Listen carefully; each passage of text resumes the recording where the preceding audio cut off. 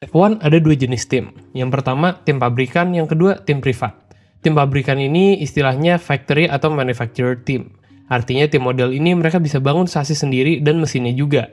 Sedangkan tim privat, atau sekarang lebih dikenal sebagai works team, adalah tim yang cuma bisa bikin sasisnya sendiri. Sedangkan untuk mesinnya beli dari pihak ketiga atau dari tim pabrikan. Nah, sekarang ada 3 tim yang full pabrikan. Ferrari, Mercedes, dan Alpine. Sisanya works team, sekalipun Red Bull ya. Meskipun Red Bull udah punya RBPT, tapi tetap hitungannya itu masih mesin Honda yang bangun, bukan dari nol dibuat sama RBPT. Ya oke lah. Nah, tentu dari segi status tim pabrikan jauh lebih keren dong harusnya. Ya iyalah, bisa bikin mobil, mesin sendiri. Tapi ternyata enggak. Sekarang semuanya lagi diasepin sama Red Bull. Dan tentu yang paling payah dari semua tim pabrikan sekarang adalah siapa lagi kalau bukan Alpine. Alpine praktis di musim 2024 ini cuma jadi bahan bulian netizen aja, dan emang sememalukan itu sih. Kalau lu statusnya jadi tim privat dengan uang seadanya kayak Williams atau Haas, mungkin nggak masalah.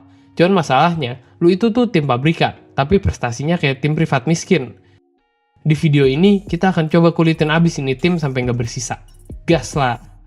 Oh iya, sebelum gue lebih lanjut, di video ini gue akan bolak-balik nyebut antara Renault dan Alpine secara bergantian. Ya nggak usah bingung, sesuai konteks aja. Toh pada dasarnya ini barang sama. Kalau gue nyebutnya Renault, ya berarti konteksnya sebelum musim 2021. Atau Renault sebagai pemasok mesin atau perusahaan induk. Kalau Alpine yang disebut, ya berarti dia sebagai tim F1 mulai musim 2021. Atau Alpine sebagai anak perusahaannya Renault Group. Tentu nggak enak dong bahas kalau nggak tahu awal mulanya. Jadi gini, kita kenalan dulu sama yang namanya Enstone Base Team. Jadi Enstone Base Team ini nama panggilan buat satu pabrik F1 di Inggris. Asal-usulnya berawal dari Toleman, tapi Toleman nggak bermarkas di Enstone tapi di Whitney. Tapi kemudian Toleman dibeli sama Benetton di tahun 85. Di tahun 91, Benetton mindahin semua fasilitasnya dari Whitney ini ke Enstone. Inilah yang kemudian dikenal sebagai Enstone Base Team. Sepanjang waktu pemilik dan pemodalnya ganti-ganti terus, mulai dari Benetton, terus dibeli sama Renault di 2000, dan pas Renault masuk jadi tim konstruktor, di masa ini Renault jadi tim yang bisa matahin dominasi Ferrari-nya Schumacher lewat rookie ganas Alonso. Singkat cerita, abis Renault juara dunia itu, pelan-pelan Renault jadi melesu. Sampai akhirnya Renault males buat full commit dan jual 75% sahamnya ke Genie Capital di tahun 2010. Di tahun 2011-nya, Renault lepas 25% sisanya ke Genie ini. Jadilah kemudian Renault udah nggak jadi tim konstruktor lagi. Nama Enstone Base Team ini pun akhirnya diambil alih oleh tim Lotus F1. Atau kita sebut juga Lotus yang liverynya warna hitam. Karena di waktu yang sama ada Lotus juga di F1 tapi pakai warna hijau. Di akhir 2015, Renault beli lagi Enstone Base Team ini dari Genie dan turun lagi sebagai full tim konstruktor di tahun 2016. Perlu dipahami, Enstone Base Team ini selayaknya perusahaan aja ya. Ada pabrik, ada staffnya, mulai dari staff teknik sampai admin. Tinggal di saat itu siapa yang lagi jadi bosnya atau pemiliknya aja. Jadi ya orang-orangnya mah masih sama. Paling yang berubah staff-staff kunci aja. Kayak misalnya Chief Technical Officer, tim principal, gitu-gitu. Ini yang gue sebut nama tim boleh beda, tapi sebenarnya sih roh timnya sama, karena cuma ganti kepala aja. Kunci yang banyak berperan pas keluarnya Renault di 2009 dan balik lagi masuk ke F1 di 2016 adalah CEO Renault waktu itu, Carlos Ghosn. Ghosn inilah yang dulu narik mundur Renault dari 2009. Renault pengen pindah fokus jadi supplier engine aja, dan dia juga yang kemudian berpikir ulang pengen balik ke F1 di tahun 2015. Dulu alasan Renault keluar dari F1 di 2009 itu karena mereka kena dampak krisis ekonomi 2008. Selain juga karena citra timnya tergerus hebat karena skandal Crashgate 2008. Maka demi penghematan gede-gedean, Renault milih jadi engine supplier aja. Pilihan Renault fokus jadi supplier mesin Red Bull nggak salah. Kombinasi mesin Renault sama mobil karya Avatar Adrien Newey gacor. Menang juara dunia 4 kali berturut-turut. Harusnya sih Renault seneng ya. Cuman ternyata Renault merasa exposure ke brandnya mereka nggak sebanyak itu. Mereka merasa yang kesorot tetap Red Bull-nya. Inilah yang ngebuat Renault, dalam hal ini CEO-nya Carlos Ghosn tadi, jadi mulai ngide. Kenapa gue nggak turun sendiri aja sebagai tim konstruktor? Karena gimana pun juga dampak exposure namanya akan lebih gede ke tim konstruktor ketimbang ke mesin supplier. Jadi meskipun Renault menang 4 kali berturut-turut, ya orang lebih banyak ingetnya Red Bull yang juara, bukan Renault. Sayangnya meskipun udah super berprestasi kayak gitu, akhir hubungan Renault dengan Red Bull ini nggak selesai baik-baik. Modelan bitter gitu, jadi yang bukan pergi baik-baik, tipikal mantan.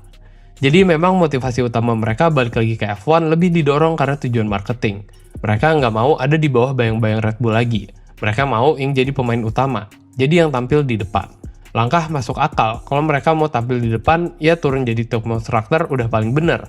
Tapi jadi supplier mesin aja sama turun sebagai tim konstruktor itu bener-bener dua hal yang berbeda. Cuman di sini Renault jelas punya justifikasi. Gimana pun juga mereka punya pengalaman turun jadi konstruktor. Jadi juara pula. Makanya Renault ngerasa ya pede aja bisa balik lagi ke F1 dan bermimpi bisa jadi juara dunia lagi. Kayak dulu pas era 2000-an. Strategi Renault buat balik lagi ke F1 adalah dengan cara balik ke mantan. Nah, mantannya adalah markas Enstone ini. Renault sadar kalau mau menang di F1 susah kalau nggak punya markas di Inggris. Lagian markas Enstone ini secara fasilitas sudah cukup. Ada wind tunnel juga malah. Cukup komplit. Paling beberapa kurangnya Enstone Team Base adalah markas Enstone ini cuma nampung 750 personil. Sementara di saat yang sama Ferrari dan Mercedes punya 1000-an personil. Sebenarnya sih bukan masalah nambah 300 orang buat masuk tim. Tapi masalah pertama, gak gampang cari 300 orang berkualitas. Dan kedua, kalaupun dapat 300 orang baru, sejauh mana bisa langsung kompak dan menghasilkan sasis F1 yang benar-benar bagus. Buat pengetahuan juga, Enstone Team Base ini markasnya hanya untuk dipakai bikin sasis. Kalau untuk mesin, Renault punya pabrik di Viry-Châtillon, Prancis. Ada jarak sekitar 453 kilo antara dua lokasi ini, plus terpisahkan sama selat Channel ya. Jadi lumayan ada sekat buat operasional timnya. Komitmen Renault buat balik lagi ke F1 itu sebenarnya sama sekali nggak main-main. Ketika mereka beli balik markas Enstone itu dan memutuskan turun lagi jadi konstruktor, mereka udah deal sama Opa Bernie, penguasa F1 masa itu, buat tetap komit akan balapan di F1 sampai tahun 2024. Ini jauh lebih lama 4 tahun daripada deal-deal tim lain dengan F1. Jelas dong, ini bukan komitmen yang murah. Artinya Renault benar-benar udah all in akan ada di F1 sampai seenggaknya 8 musim ke depan, ketika mereka pertama kali balik lagi ke F1 di tahun 2016.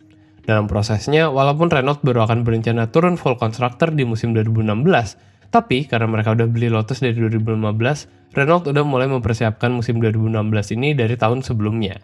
Sejatinya, dari sejak Enstone Team Base dipegang sama Genny yang di track nama timnya adalah Lotus F1 itu, Renault tetap berhubungan, karena Lotus F1 pakai mesin Renault. Cuman ya memang hubungan Renault cuma sebatas sebagai engine supplier aja. Kemudian di awal 2015, Renault pengen beli balik itu Enstone Team Base yang lagi dipegang sama Genny. Cuman masalahnya pas Renault beli ini tim Lotus juga problematik. Tentu problem utama Lotus ini yang pertama adalah sengketa soal pemakaian nama Lotus dengan kubu Lotusnya Tony Fernandes. Selain itu, masalah lainnya adalah Lotus yang punya Genny adalah keuangan. Asupan dana kurang dari Genny, udah gitu somplaknya Genny lewat CEO-nya Gerald Lopez ngasih klausul nggak masuk akal buat pembalapnya Kimi Raikkonen, yang akhirnya malah bikin banyak utang. Gue nggak akan bahas gimana lah ya urusannya Lotus ini sama Kimi, tapi intinya kemudian Genny dan Lotus F1 ini jadi punya utang gede banget lah. Dan akhirnya bikin urusan Renault pas ngakuisisi Enstone Team Base ini dari Genny jadi ribet. Harus nego sana sini, harus nutup utang operasional mereka, sampai harus ribut dulu sama FOM buat urusan pembagian dana hadiah dari F1, yang ujung-ujungnya ngotot-ngototan sama Opa Bernie. Agak lucu sebenarnya, karena dulu kan yang jual Enstone Base Team ini ya Renault ke Genny. Terus akhirnya Renault malah beli balik lengkap dengan segala keruwetan yang udah dibuat sama pihaknya Genny.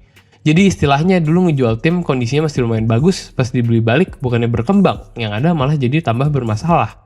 Tenaga, fokus, dan konsentrasi Renault pas mempersiapkan musim balik mereka ke F1 di 2016 pun jelas nggak maksimal. Udah dari sisi psikologis tim jadi kurang sehat, di sisi teknis juga Enstone Base Team ini nggak berkembang selama dipegang sama Genny. Banyak fasilitas yang menua dan butuh upgrade gede-gedean. Padahal di satu sisi, pabrik F1 Renault yang di Viry-Châtillon juga butuh upgrade gede-gedean juga buat ngejar teknologi F1 era hybrid. Tapi mau beli tim lain juga gimana? Pihak Renault udah keburu suka sama Enstone Base Team ini. Ya gitu deh. Tapi jadinya pas 2015 mereka beli balik ke F1 buat musim 2016 itu Renault jadi kayak udah keburu hilang fokus sebenarnya. Kayak misalnya contoh, di 2015 Lotus itu karena masalah utang tadi, mereka pindah pakai mesin Mercedes dari yang tadinya pakai Renault. Ini ngebuat sasis yang dipakai buat Renault di 2016 itu sebenarnya didesain pakai mesin Mercedes. Dan karena keributan takeover dari Genny itu ngebuat Renault nggak sempat ngembangin sasis dari nol. Jadi cuma ngelanjutin sasis 2015-nya Lotus itu. Padahal kayak tadi gue bilang, itu sasis disiapin buat mesin Mercedes, terus dipakein mesin Renault. Sialnya udah jadi rahasia umum kalau mesin hybrid Renault nggak sebagus itu. Kalah lah sama Ferrari, apalagi sama Mercedes. Lihat aja gimana belangsaknya Red Bull di 2014 pas masih pakai Renault. Ya nggak sebelangsak Honda sih untungnya. Ngelihat kondisi itu, Renault sebenarnya nggak diem aja. Mereka ngerekrut Bob Bell, mantan orang Mercedes buat ngeberesin masalah ini. Hasilnya sebenarnya lumayan. Defisit tenaga di mesin Renault udah teratasi. Cuman sayangnya karena pengembangannya terlambat, ketika Mercedes sudah dapat banget formula mesin fisik yang pas, Renault masih berusaha cari cara buat maksimalin. Renault jelas kalah start dari tim lain, kelihatan dari hasilnya di track, terutama di musim 2016. Caur bos.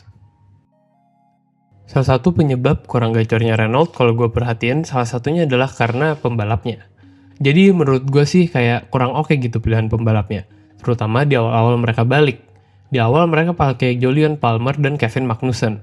Secara track record sebenarnya nggak jelek-jelek amat, tapi kurang banget kalau dijadiin pembalap buat tim dengan pabrikan dengan ambisi segede Renault.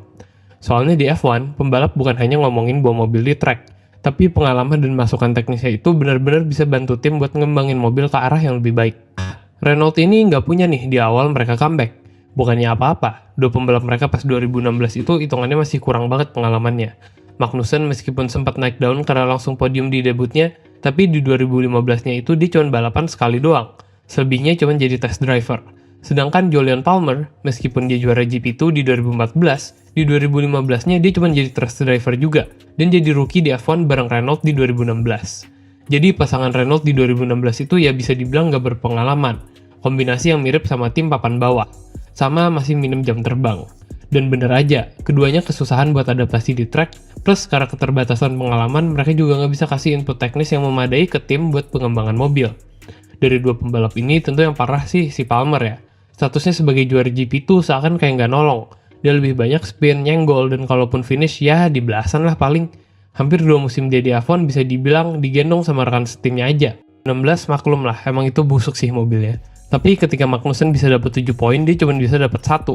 Di 2017 lebih parah. Ketika mobil RS17 udah lumayan oke sebenarnya, dia malah cuma dapat 8 poin. Ketika teman setimnya, Nico Hülkenberg, udah bisa ngumpulin 49 poin. Kayak ya ilah, timpang banget. Agak miris sih sebenarnya, karena Renault itu di era 2000-an punya kayak driver academy juga.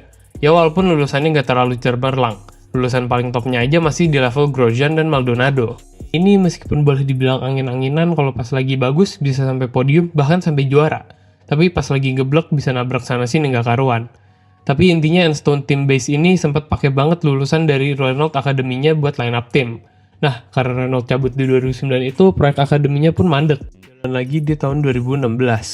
Jadilah mereka di 2016 itu pakai Magnussen dan Palmer yang datang bukan dari akademinya. Sebenarnya di 2016 mereka punya Ocon yang waktu itu di rate lumayan tinggi sama orang-orang. Cuman karena prestasinya baru di GP3 atau setara F3, akhirnya Renault milih Palmer dan ngejadiin Ocon sebagai test driver doang. Padahal ya terbukti Ocon jauh lebih bagus kalau dari segi kemampuan dibandingin Palmer. Tapi ya udahlah ya. Toh di 2017 akhirnya Renault sadar kalau Palmer ini nggak bisa diandelin dan diganti di tengah musim oleh Carlos Sainz. Barulah mulai 2018 line-up Renault bisa dibilang jauh lebih bagus. Hasil di track udah bisa mulai diandalkan.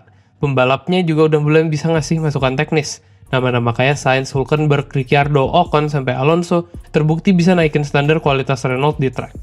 Ya meskipun belum sampai juara sebelum tahun 2021, tapi seenggaknya podium sih udah mulai bisa didekati dan bisa diraih. Coba aja, kalau dari awal Renault langsung pakai pembalap yang beneran bagus, pasti bisa langsung tancap gas pengembangan mobil dari awal. Nggak ngebuang-buang waktu buat ngeladenin pembalap rookie nggak pasti. Hemat waktu seenggaknya ya 2 tahun lah, 2016 dan 2017. Sorry ya, videonya cuma sampai sini aja. Nah, kalian penasaran gak nih sama lanjutan videonya? Ayo, langsung gabung member supaya bisa dapat akses nonton videonya full. Langsung aja klik join di channel kita. Cuma 10.000 sebulan. Masih mahalan kopi-kopi Jaksel kan? Udah, nunggu apa lagi? Langsung join sekarang.